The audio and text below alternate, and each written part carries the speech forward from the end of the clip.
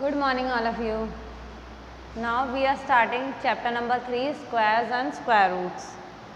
As you all know, जब हम दो नंबर्स को मल्टीप्लाई करें, कोई भी दो नंबर्स जो एक से हों, किसी एक नंबर की मल्टीप्लाई उसी नंबर से अगर करी जाए तो उसको क्या बोलते हैं? स्क्वायर। 2 2 ज़ा 4, इसे क्या बोलते हैं? 2 का स्क्वायर। अगर हमने 4 की मल्टीप्लाई 4 से करी तो 16, मतलब 4 का स्क्वायर, इसे हम बोलते हैं स्क्वायर। इसको बोलते हैं स्क्वायर। और ये परफेक्ट स्क्वायर कब होता है? जब इसका एक्सपोनेंट 2 हो। जब इसके एक्सपोनेंट में पावर 2 होती है तब इसको हम परफेक्ट स्क्वायर कहते हैं। एक्सपोनेंट की पावर जब 2 होती है तब वो नंबर परफेक्ट स्क्वायर कहलाता है। Now in exercise, first question is show that the following numbers are not perfect square. इनको बताना है कि जो नंबर्स दिए हैं आपको ये परफेक्ट स्क्वायर नहीं है। 3 3 3 2 ये एक नंबर है। फोर्थ पार्ट है इसका। 3 3 3 2 परफेक्ट स्क्वायर है या नहीं है, ये आपको बताना है। तो आपको इसका प्राइम फैक्टराइजेशन करना होगा, क्योंकि नंबर 2 में ऐड हो रहा है तो हम इसको 2 से ही डिवाइड करेंगे।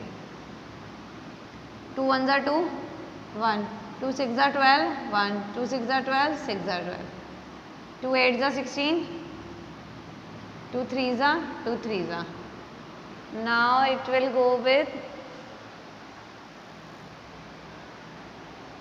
go by 7. 7 1 ज़ा 7, 7 1 ज़ा 7, 6 9 ज़ा 63।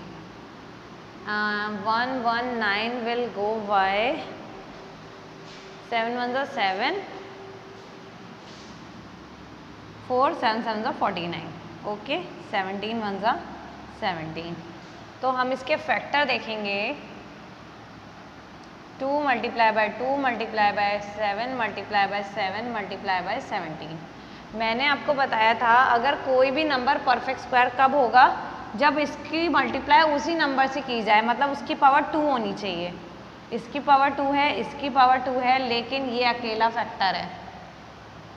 ये अकेला फैक्टर है तो ये परफेक्ट स्क्वायर नहीं है ना। हमें यही शो करना था कि इनको शो करना है कि ये परफेक्ट स्क्वायर नहीं है। तो क्योंकि 17 अकेला फैक्टर रह गया है इसलिए ये नंबर परफेक्ट स्क्वायर नहीं है।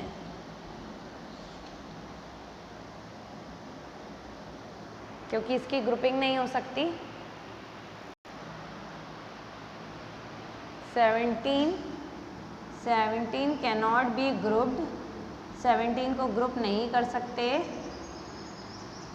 हेंस ये जो नंबर है आपका 3332 is not a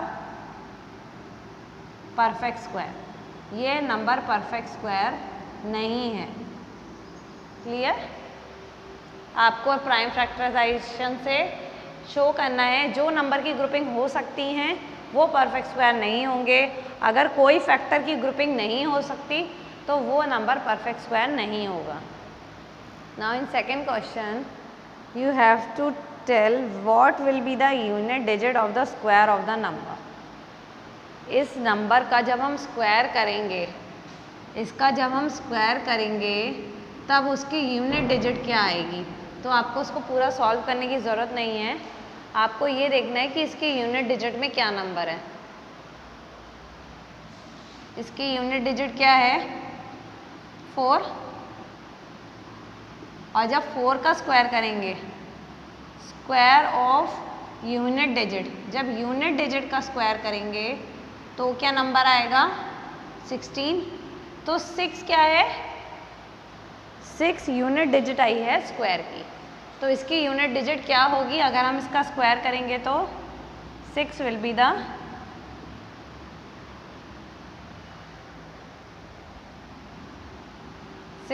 the unit digit. आपको सिर्फ स्क्वायर करना है यूनिट डिजिट का, और उसका स्क्वायर में जो यूनिट आएगी वही यूनिट डिजिट होगी स्क्वायर की। 6 will be the unit digit of the square.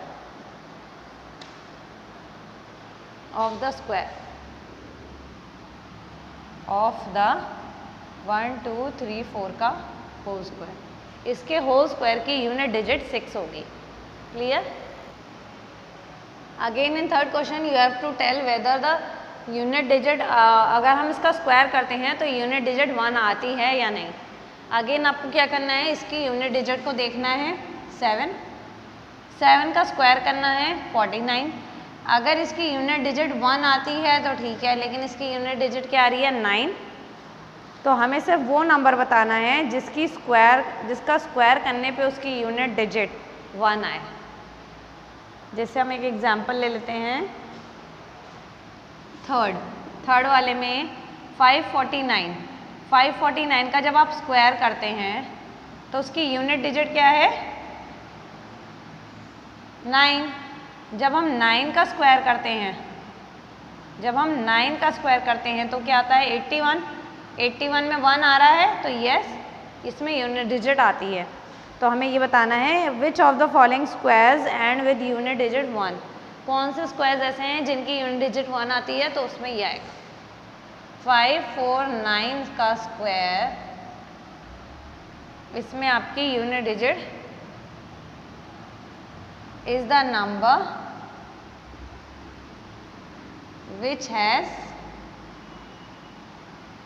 Unit digit 1। ये एक नंबर है जिसका कि यूनिट डिजिट 1 होती है। क्लियर? ऊपर वाले में 9 आ रहा है, नीचे वाले में 1 आ रहा है, इसलिए ये वो नंबर है जिसमें यूनिट डिजिट 1 है। इन फोर्थ क्वेश्चन आपको ये बताना है कि square of the following number is odd और even.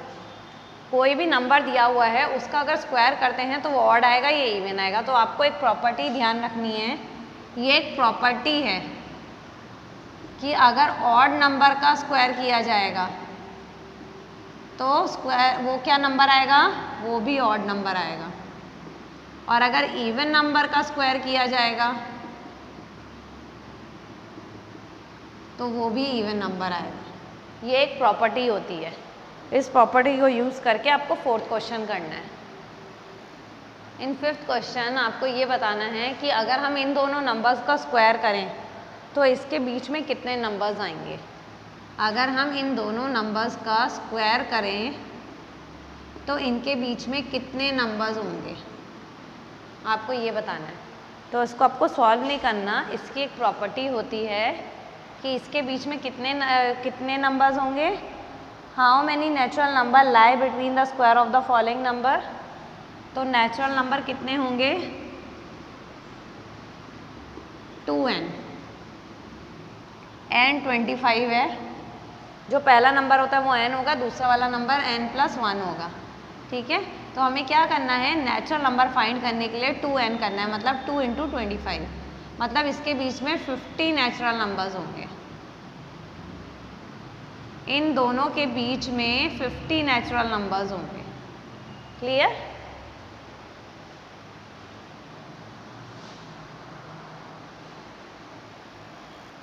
In sixth question you have to find the square without actual multiplication.